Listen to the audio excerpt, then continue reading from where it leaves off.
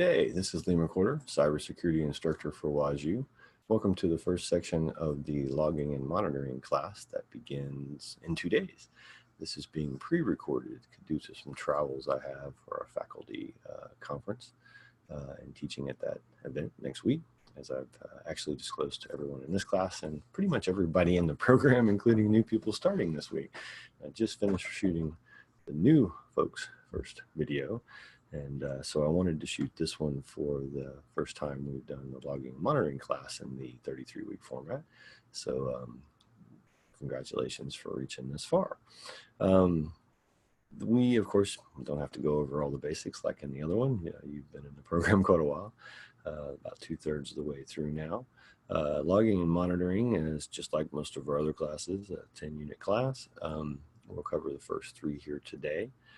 In fairly quick succession, and I'll do some demos and some showing around of some logs. A little different actually than in the lessons. I like to give a little variety to the situation. So I'm going to use one of my personal servers, but we'll show you some logs. We'll show you some stuff going on. If we get lucky, there'll be an attack going on of some kind, some probe from some script kiddie, but we'll hopefully can see that and I can show you some stuff. This is one of our classes that uses the GNS3. You'll get a new GNS3 topology. So as we move into lesson 1, of course, we talk about some basics, and review some concepts. One of the things we're going to learn, there's a lot of acronyms in our space, of course, all tech and cybersecurity for sure. But just in this one area, this logging and monitoring piece, there's a whole bunch of acronyms you're going to have to start getting used to. Things like NSM, SIEM, UTM, MSN. I mean, just on and on, all these different ones. And then there's things like, there's some other things that are talked about in there, including mirroring. We've done port mirroring before, and network taps. That's kind of interesting. And then the various logging stuff. And so what are all these? Well, NSM is network security management. SIEM is security incident and event management. UTM is unified threat management, etc. So you kind of get a theme here. In many cases, there's not really a clear, I kind of think, I like to say they're all the same thing, really. There may be slightly different variations of what they exactly do, and different companies use them as different marketing and branding. But at the end of the day, what they are is they're all software systems, tools that we can put in place, potentially software and hardware systems, but systems we can put in place that help us monitor and gather all this information so that we can have a better situational awareness of what's going on our network. As you're going to see in this course, we're going to talk about logs at a very low level and tell you how to read them and interpret them and all this and what the different ones are. All important stuff to know. But even on one server, there's a lot of logs. If you then scale up with multiple machines, multiple servers, cloud servers, routers, logs, all this, there's logs, there's so many logs, it just becomes potentially sheerly overwhelming in a larger organization. And so that's when these tools come into play. You still need to understand the basis stuff, because even if you have a tool that's sucking in all your logs and helping you report and it fires off an incident, that's great. But you're going to need to bore down and be able to read that log to determine whether it's a real incident or determine what really happened or analyze. So all useful information, and definitely, very important concepts. And we will have a couple lessons later in the course about those specific acronyms, the NSM, the SIEM, and the UTM, et cetera, et cetera. And we will talk about both some commercial products that can meet that need in this space. And we will talk about some open source products that will meet that need in the space. And then beyond that, for lesson 1, there's a very similar part at the bottom part of lesson 1 that is very similar to what was in network defense, because we're using a variant of the same topology. In network defense, it did not come with the intrusion detection already in place, because that was part of that class. You added in the Snort appliance and you hooked it up, did the port mirroring on that port, etc. So of course that's great. You've done that, and you've still got that one from the network defense class in our program.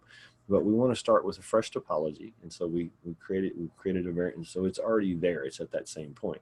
It has the intrusion detection, but beyond that, it's pretty much the same, just like we had before. Starting with an open topology, And in our case, we're looking at logs and things, using it to see and do some exercises so we can learn how this all works. And so we don't even worry about the fact that that's one thing we didn't rip. All the stuff like firewalls and stuff you did in network defense, they are not in this, it's pretty much the same base starter topology again, but with the intrusion detection in place.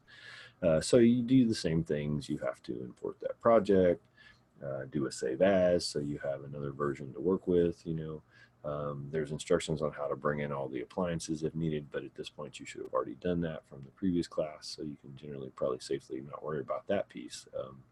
And then just rock on to assuming it all, well, you got through network defense. I know it all works. After you read, I know that in one of the students' case, after redoing their computer, everything worked a lot better. So that part is working, should be still working, but that's sort of what lesson 1 is about, introducing some concepts, talking about all these different things that we can do that are, concepts related to logging and monitoring and information gathering. And then we set up the topology and get things ready to go. So then we turn to lesson 2, Lesson 2 is, what are logs? It's all about logs, logs, and there's a little humor in it. I hope that you find funny. If not, maybe the point will be reinforced by it. But logs are basically, the way I like to look at it, what a log is a log is basically a list of transactions. You can look at it in all different kinds of ways. We might have a web server log, for example, that logs every time somebody makes a request to that web server. And of course, you would imagine it would log when somebody records, says, hey, I want your homepage, or I want your sports page if it's a news site, whatever. But it does that, obviously. But it also logs every individual request, something you may not know, which is that every time you go to a web page, you're actually making potentially dozens of entries in log files, because your browser will say, hey, server, give me that page. That's a log entry. And the server says, okay, here you go. Here's the HTML page. Your browser will start to read and interpret that HTML, and it sees, oh, I need to get some JavaScript files. Hey, server. And you can watch, as you load up a web page, there's all these little requests going by, if you watch your status area. And so you'll make another request. It'll make another request. It'll get the style sheet. And then as it gets into the content area, maybe there's a logo at the top. It'll ask for that logo. It'll ask for the buttons that make up the menu bar. And then ultimately it'll make potentially dozens, and of course at a mainstream like a larger CNN, BBC, Reuters, Times, whatever site, kind of news site, if you watch closely enough, you'll see that a lot of the requests aren't even going to that site. They're going to third-party sites, to the ads. That's where the ads come from. And so you're making log entries. So one web page can be dozens, literally dozens of lines of entry in potentially multiple servers. Even your site, your company, your organization site you run yourself, it might all be in one log, but that one log page might have multiple loads if the typical user comes by. And so there's an example in the lesson about how basically, in a way, a checkbook's just a fancy log. It's done a little differently with the debits and credits, but you could turn it into just log entries. And we sort of kind of go through that thought exercise in the lesson. And there are all kinds of logs. A modern computer and a computing device, I should say, so your phone, some little IoT device at home, all kinds of stuff, many computers, though not as often IoT because of limited resources, but sometimes, or they do it up in the cloud, so the log doesn't store locally, it gets submitted. But anytime something's going on, you log into a computer, that's probably being logged. You fire up and connect to a database or to accounting software, that's probably being logged. Your machine is logging all kinds of stuff on its own, just itself. What updates have happened? What updates haven't happened? What other types of system events are happening? A production server on the internet, particularly, and we focus mainly on Linux, but we do cover some Windows logs in this class as well, as you'll see. We can have the system logs. So all the logs, just the system's keeping of its own stuff. So the operating system, Windows has logs, you find it in the Windows Event Viewer. And unlike many systems, they store their logs in a different format, whereas most Unix and other system logs are just text files, as we'll see. Not all, but most. But there's server logs. So anytime, so you got a Linux server, Linux system up, Linux OS, and it has maybe a dozen logs that are just for the OS in the system and the underlying stuff. What's been updated, what's the list of repositories, what activities, who's logged in and out, different things. Then you are, of course, running stuff. You don't just have a Linux server for no reason. You're running it. You're running a web server. You're running database servers. You're running email servers. You're running various processes. That's why you run a Linux server, is to serve content. Host your company website, host your company mail, host stuff for your clients. So all of those things are keeping logs themselves. Apache web server or a Ninjix web server keeps at minimum 2 logs, an access log and an error log. But if you're then running multiple sites like I do, where I'm doing virtual hosting and all this, I can have a machine that just one server and one web server is creating dozens and dozens of logs because it's creating one for each separate site that I'm hosting. And so, if you have multiple databases, multiple divisions, multiple departments, any number of reasons that, and then applications themselves. And there's some gray between application and server because, like, QuickBooks, for example, or some accounting package is a client server. So you could argue that's a server log, but most people would really think of that as an application more than a backend server you don't see, right? So, you definitely have application logs. Applications keep their own logs of events and errors. There's logs in VirtualBox. GNS3 keeps logs. And so you can see on one system, one computer, one phone, one server, there can be dozens of logs of data, and for the most part, Windows is a general broad exception, especially the Windows system logs are in a different format. But most logs across most systems and most OSs and most applications and most servers are text files.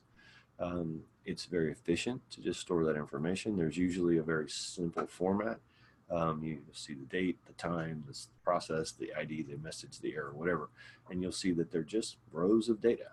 And so, like I said, a web server might have 10 rows that represents one transaction, whereas, maybe a different server, like an email server, might have 3 rows. They have the connection, the fact that email was transferred one way or the other, somebody was reading or sending an email, and then the closed connection line. So, and then other things just might be one line in a log.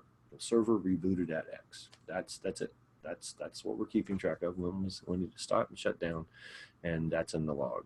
So it can vary what's there. And so the trick is learning, not only just what logs are, but all the different types, and beginning to look at a lot of them to understand. And so we talk about all of these in lesson 2, the system logs, the server logs, the application logs. We talk about how to look at them both in Windows. As you know by now, we focus heavily on Linux in our program, but we obviously do run some Windows or GUI software and talk about it, obviously off and on throughout the program.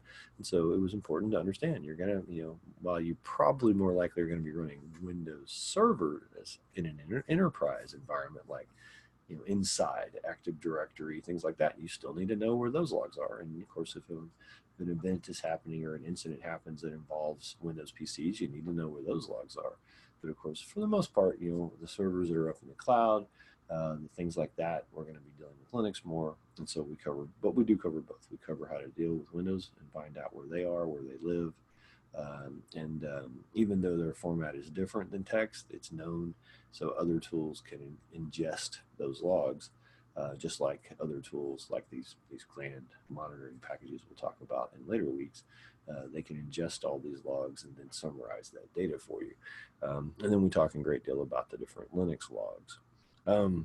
So one of the things as we move sort of between 2 and heading into 3, and I'm fixing to fire up some demo and cover some of this via demo, show you some logs. Let's take a look at some, right? One of the things that then in lesson 3, we, after kind of learning what logs are and learning about all the different depth and breadth of possible logs across the different systems, then we're going to look in lesson 3 at analyzing logs. Okay, so we need to understand not just where they are, what they are, but how do we read them? What are they telling us, right? So let me do this real fast. I'm going to fire out myself a PuTTY command shell program. We're all very familiar with PuTTY now. Let me log into one of my personal knock-around servers here, and once I get logged on, get things set up. Okay, so here we go. Now, let me do this too. I'm going to change the font real fast. Always makes it easier when I remember to do that. I've heard from students that it's much easier to read if I make the font a little bigger. So here we go. Cool. All right, so what I'm going to do is we're going to start a screen share. And there you go. You should be seeing this full screen PuTTY connected to my personal server, Ophidia at mcquarter.net. So what we're going to do is like, let's talk about some logs. Let's take a look at some logs, okay? So where do logs live? If you remember from Network Foundations, and even from a little bit of some other things that have been mentioned in other places here and there, but you know, when we were covering Linux and its file system, we mentioned that, of course, there were a few really important directories off of that root/file system. The etc or etc folder is where all the configuration files for the most part live. Very important. We spend some time there in this class later, looking at Snort's configuration files, for example. And we talked about, of course, the home folders where the users' home directories live, the root folders where the root user's home folder is. Obviously, there's the bin binary folders like the bin and the sbin. But really, the two most important that we just seem to come to from an administrative/security point of view all the time is we're either looking and dealing with having to configure stuff in the etc folder, or in our class, what's really important is underneath the var file system/var is a really super important folder called, oops, let's get my focus back here, varlog. We change to varlog, cd space/var/log. We will see our prompt updates. We're in the varlog folder. So we imagine that var is for the variable data. Logs would definitely be variable because they're obviously adding new information. So let's take a look. What kind of logs are we talking about here? Well, if we look in here, we'll see there's all kinds of log files. And this is a different version than Ubuntu, so there's some slight differences. But ultimately, you look in varlog on any Linux distribution, even if you get the ability to do so, say through root access on an Android device, you can find that there's log folders there. And since Android is Linux based, but we have various types of logs. This btemp file, which is one that the lesson talks about, is not a text file. It logs unsuccessful login attempts. It's a very big file in this box because of the fact that, like all boxes on the net for a long period of time, they're seemingly constantly under attack. We have some mail log information here. That's kind of cool. We have this messages log. You will either see a system or a messages log, or sometimes both. But these are really critical files that will have information about the what's going on at the OS level. We have a syslog, also another important file. Now this is theoretically a log for the FTP server. If we look closely, we're going to see in varlog, there's varlog HTTP. So if I switch down into HTTPD, which is underneath, we'll see that, oops, if I can type today, here's some access logs and error logs. So here's the web server logs. In this case, this is Apache HTTPD daemon, the web server on this machine. So all these files live here. So what could we do to look at them? Well, we could look at them by just using more. You know, the more command gives us a page at a time display of a text file. We could either just type more in the name of a log, you know, and so we could do something like more messages. Let's just see how it started. Well, if we go, this goes back, I don't even know how long. We'll say it's April of this year. It may be a year, last year actually, in this server's case, since I just kind of play around with it and use it for personal stuff. But you'll see this machine, this was actually, this was when it rebooted. So we can see that on April 16th at 10:55, this Ophidia started its syslog server, in other words, the server that's doing this logging, the syslog daemon, and it restarted, and then it fired up the klog, and then it started some sizing of information, including the RAM that's available to it, various things that are all about hardware, APCI, enabling various, you know, you can see CPU level caches are found. This is all the beginnings of the boot up process. And we could continue down and see more stuff that's happening here in the boot up if we wanted to, but of course, we're not even after a few pages getting a % into this log. This is a big file. So that's many times not the most efficient way to attempt to use a log. There's actually a program that shows you what's happening at the end of a log. We know more. Less is a similar program like to more, but you can kind of go up and down in it. But there's another one called Tail, one of my favorite programs from a logging and monitoring point of view, and you will play with it in this class a fair bit. So we could do tail messages And what it's going to do is show us the last few entries. So now we've seen the bottom of the file and the top of the file, but there's a whole bunch of file there, right? But if we look, it looks like, I'm not surprised, there is some automatic attack going on here. We've got something that's already been refused, so it's already in the block list. This was an invalid user attempt to log in for the landscape user landscape. It's brute force just using a dictionary, right? And then you can see here's some attempts to connect and do authorization. I happen to know that the way this is working, they're trying to log into mail, because you can see the service is SMTP, trying to log into my personal domain as Marianne and Stan. So here's one of these attacks like I'm talking about, where it's kind of an attempt to either, in this case, they're probably not even authorizing. Like, we're not seeing a failure. Well, we are seeing a failure message. So these people are, many times what I'll see is actually entries where they attempt to log in, but they never authenticate, because all they're trying to do is find out whether the email address is valid so they can spam it later. So this is, you can see that once again, we have this happened today. It happened in military time. This was the server in question that was attempting, so we had an SSH connection that was refused, an SSH server that was refused. We have an authentication server, which is being used to back up the email authentication through SMTP, IMAP, POP kind of stuff. So they're attempting to pass in usernames and attempt to try to gather information. And while this is just one log file, this really shows you, a lot of, neat stuff that you can find out.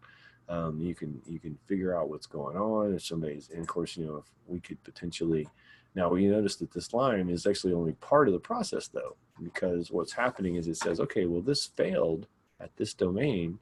And it's probably, actually, it may have failed because it never attempted to log in. They're just trying to get, like I said, mine the usernames. But the mail log would have some corresponding data to go with it. So if we tailed the mail log, this IP that keeps hitting us is probably the one that is doing all of these.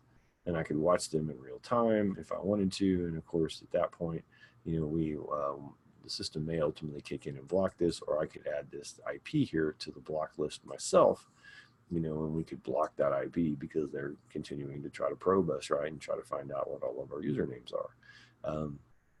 And so, but this is now a different log, the mail log, and you can see, even though we did a tail again, we just got the last few entries. This stuff is going on here pretty much as we're talking. And so, yeah, if it doesn't get automatically blocked here soon, I'm probably going to have to block this guy. But you can see in this case, we've got our date again. You'll notice that there's a space in between each individual point in the log.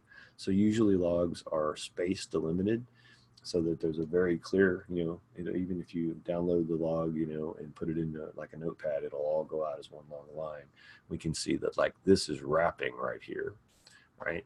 So in this case, what this one is saying is that, there was a connection to the mail transfer agent, the mail server from this IP, and they did not issue any of this. This actually fits with that exact thing I'm talking about, where what they're doing is they're passing in different usernames, Marie, Stan, whatever, and then they're never completing the transaction because they're not successfully able to get on, right? So then they'll try another one, and so you'll see these. And they also say that, this name, which is supposedly goes with this IP, there's the note itself is saying it may be forged, and that's because what happens is mail servers will attempt to do a reverse name lookup to see if they can match up with what they're getting. And if they don't, then you get that log that, and of course, it no doubt is being forged and spoofed. But this is the way all of these logs look at. We could look at a log for the access log. I guess we could do that real quick. If we go back into that HTTP folder, take a look there, and just take a look at the last part of the access log here. Here's some web accesses. And you may be surprised at what's stored in a web access log. So like this very last one, this IP right here came to the site today, a little while ago. It got a GET on the /, which means it asked for the root of the website. It used HTTP. It was successful in getting that, a 200 code. This was a 404, so it didn't happen. Oh, and this is perfect. I love that this is here. Look at this one instead. This line right here. This is really one of the things you'll see all day in weblogs. So here is 178.33.38.55. Earlier today, the 138 came to our server and attempted to get the website /wp/wp-login.php. Well, what is WP in this case? It's WordPress.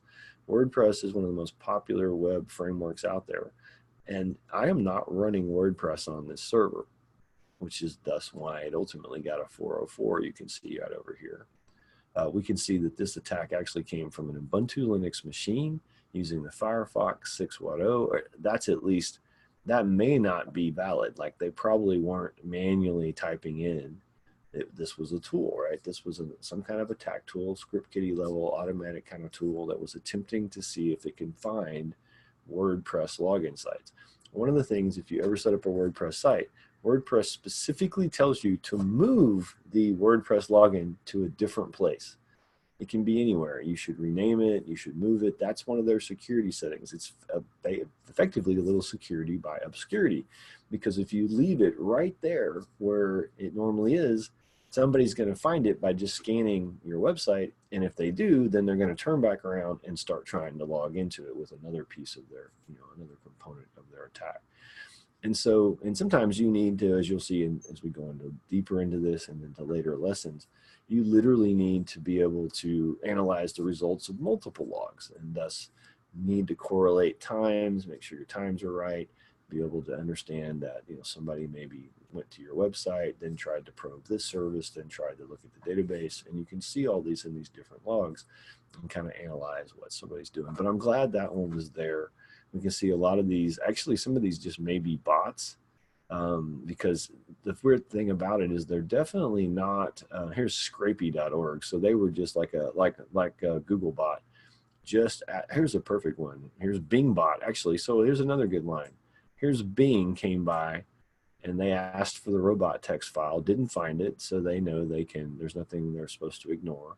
And they can go on and do some other, and I'm sure later in the day there'll be another request. Every so often, Googlebot, Pingbot, they come by and they index the web. That's what search engines do. So you'll see them, and it's not uncommon for them to request just the root and never any additional information. But in this case, a lot of these may have been bots, automatic tools that were just trying to skim the site, see what information was there. This was an obvious attempt to find a WordPress site with a standard location WordPress login page for later attack. This is what these logs tell us. And there's lots of useful information that can be gained from log files. And so over the course of the rest of this program, you will dig deeper into logs. We'll go through some case studies and dig deeper into other things that can help us log and monitor. It's not all about logs, so it's about monitoring. So we'll look further at intrusion detection. We will look further at all those acronyms we defined in the first lesson. And then we will even dig into some other areas, including a little bit of forensic analysis, all part of logging and monitoring and getting the information, especially if an event does happen. Now we need to look into it and find out what happened, right? So that's an exposure to logs. I'm going to log out of my server. I'm going to somehow, if I can do it. Oh, we'll do it here. That's right. Kill the share screen again. I think that's all I'm going to take for today. Usually would have some time for questions, but no need for that. On this pre-recorded, nobody knew to even come today. I'm doing this because, like I said, I'm going to be traveling next week. My availability will be different, but I will be available. I'm pre-recording a few sessions where appropriate and needed. And in other cases, I'm going to give some classes just the previous mods content that I just did last cycle, so still fresh. And then I'm going to hold some office hours and other stuff this week from my hotel room to make sure that you guys and girls get all the support you need across all the classes and all the programs. So if you need anything, please let me know. I hope you're having a great weekend, and I hope you have a great first week of the new mod. We'll see you soon. Thanks.